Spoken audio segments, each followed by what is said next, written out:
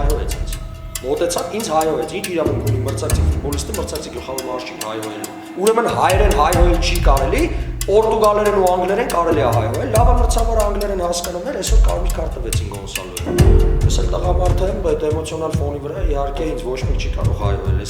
ես հասկանում եմ, որ բակ չի, այստեղ հարցերը ուրիշ ձև են լուծվում, բայց վերջը ինչ-որ մեկը պետք է տեղը դնի իրանց մարշչական շտաբին ու ֆուտբոլիստերին, թե չէ։ Ու չի կարելի։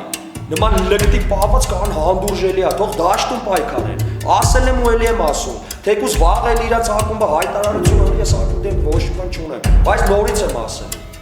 Դաստիարակել է պետք, թե մարզիչներին, թե ֆուտբոլիստներին, ստախոս է։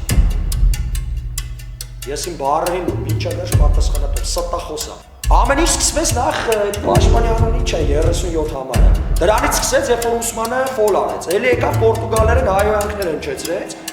Վրցավարներին ասեցին կարգի բերեք, չի կարելի, այս ամեն ինչը անընդհատ անում են իրանք։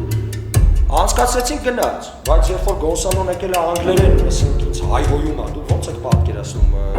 Նորմալ է այդ ամեն ինչը, ես պիտի լռեմ։ Կարեն Նալբանդյան, արվածում է Նալբանդյանը, գոլ!